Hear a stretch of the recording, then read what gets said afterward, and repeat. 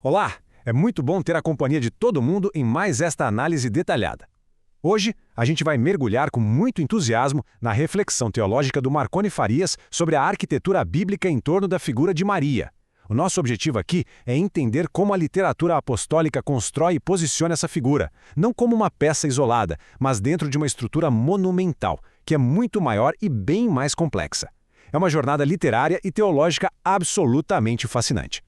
Para começar, vamos direto ao pensamento inicial do Farias, que simplesmente estabelece Jesus Cristo como centro absoluto, aquele centro gravitacional de toda a revelação bíblica. Sabe, a Escritura não é só um conjunto de livros religiosos. Na verdade, ela é uma manifestação contínua e progressiva do Logos eterno entrando na nossa história humana. Tudo começa, tudo converge e tudo termina exatamente nesse ponto central. E para guiar essa nossa exploração de hoje, a gente tem um mapa bem claro. 1. O centro da revelação. 2. Entre a encarnação e a igreja. 3. A nova criação. 4. A mulher do Apocalipse. E, por fim, 5. A chave hermenêutica. Vamos então ao primeiro ponto, o centro da revelação. É aqui que a gente estabelece o nosso eixo fundamental. Bom, para conseguir compreender a vasta e complexa arquitetura divina da Bíblia, é estritamente necessário identificar a âncora principal primeiro. O ponto crucial aqui é que Cristo atua como a chave hermenêutica. Mas o que isso significa na prática? Significa que ele é a lente central através da qual toda e qualquer outra figura bíblica, inclusive Maria, precisa ser interpretada. Sem essa lente, os textos viram apenas fragmentos soltos, sabe? Mas com ela a revelação inteira ganha unidade, ganha propósito e um sentido muito claro. E isso ilustra brilhantemente uma linha invisível que vai conectando os momentos literários ao longo de toda a Bíblia. A gente percebe uma progressão muito clara, olha só. Começa com a mulher prometida lá em Gênesis no Antigo Testamento, passa pela Virgem de Nazaré nos Evangelhos no primeiro século, chega até a mãe presente no Pentecostes, no livro de Atos, e finalmente culmina na mulher gloriosa do Apocalipse. Isso demonstra como Maria funciona através do tempo como um sinal constante da encarnação, e não como um centro independente da fé. Seguindo para o ponto 2, entre encarnação e a igreja, o paralelo de transição. Mudando o nosso foco lá para o livro de Atos, a reflexão do Farias destaca o posicionamento da figura de Maria no cenáculo logo depois da ascensão. A narrativa coloca essa figura perfeitamente espremida entre dois eventos teológicos simplesmente monumentais. De um lado a gente tem o nascimento do Cristo histórico no Evangelho de Lucas, do outro a gente tem o nascimento do corpo de Cristo, que é a igreja nascente lá em Atos. É literalmente uma ponte literária perfeita. Vamos avançar um pouquinho e ver como isso constrói um paralelismo revelacional incrivelmente simétrico. É o mesmíssimo Espírito atuando em ambos os momentos. No passo 1, o Espírito desce sobre Maria em Nazaré para gerar o Filho encarnado. Já no passo 2, esse mesmo Espírito desce sobre a igreja lá no dia de Pentecostes para gerar o corpo espiritual. Percebe a simetria? Por causa disso, o texto apresenta Maria como a figura por excelência da igreja. Ela é quem acolhe a palavra, quem concebe pela fé e manifesta Cristo para o mundo. E é super importante notar uma coisa: ela não aparece governando ou substituindo a ação do Espírito. Pelo contrário, ela permanece silenciosamente rendida à vontade de Deus.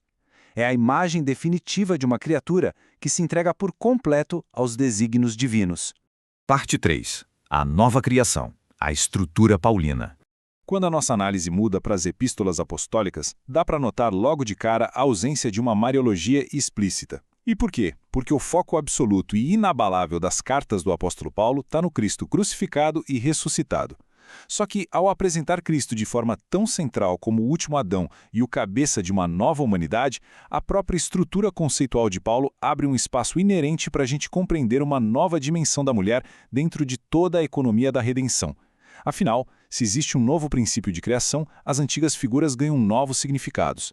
E aqui, a gente encontra uma dualidade muito forte, um contraste entre duas posturas diante do divino. De um lado, a primeira Eva. Ela ouviu a serpente, participou da queda e representa uma ruptura enorme. Em total oposição a isso, a nova Eva, que é Maria, ouviu o Espírito, participou da manifestação do Redentor pela obediência da fé e representa a encarnação da própria esperança. Isso explica muito bem por que a tradição cristã mais antiga a enxergava de forma tão profunda como um sinal de uma humanidade completamente restaurada pela graça. Quarta seção, a mulher do Apocalipse, o arquétipo escatológico.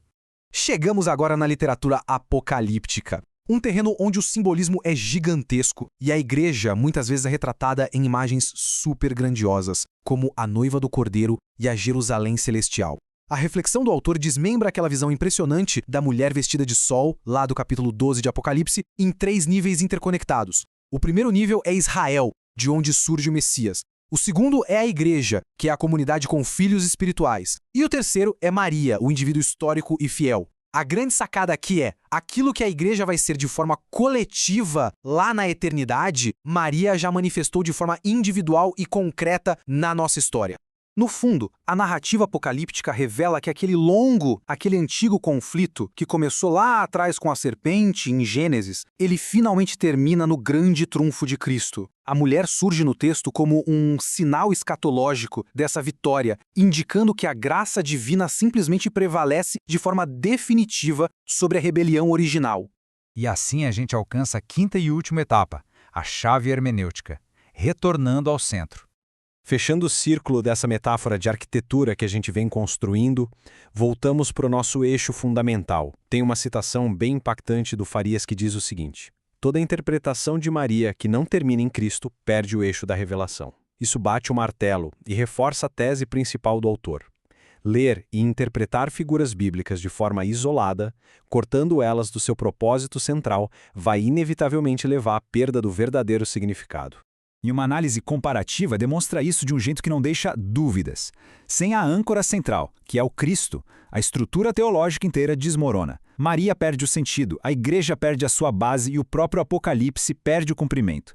Mas, por outro lado, com o Logos eterno, a revelação ganha uma unidade simplesmente perfeita. Fica muito evidente que a figura de Maria só existe de forma plena por causa do Verbo encarnado. Tudo se alinha com uma precisão cirúrgica. Cristo é o Logos eterno, o Filho glorificado, o novo Adão e o Rei escatológico. A análise enfatiza bastante que o papel de Maria é testemunhar o que Deus é capaz de fazer. Ela atua ali como uma placa de sinalização constante, sabe? Sempre apontando para fora de si mesma, deixando cristalino em cada passagem que o verdadeiro centro sempre foi e para sempre será o Cordeiro. A leitura correta não termina na mulher, ela termina no Filho. Porque, no fim das contas, a razão de existir de toda a Escritura, desde aquelas primeiras páginas de Gênesis até as visões finais e grandiosas do Apocalipse, o objetivo é apenas um: anunciar este único e absoluto nome, Jesus Cristo. Bom, o que a gente pode concluir a partir dessa estrutura toda apresentada pelo Farias é que estamos diante de um arcabouço literário e teológico fascinante. E isso acaba deixando no ar uma pergunta bem provocativa para a gente refletir. Como que o simples fato de observar textos antigos através dessa lente toda estruturada pode transformar inteiramente a maneira como lemos e compreendemos a literatura apostólica e a própria fé histórica nos dias de hoje? É uma mudança de perspectiva muito poderosa, capaz de redefinir nossa compreensão sobre o propósito de cada personagem dentro dessa grande história arquitetada. Fica então esse pensamento instigante para a gente continuar aprofundando o aprendizado sobre o tema. Um grande abraço e até a próxima!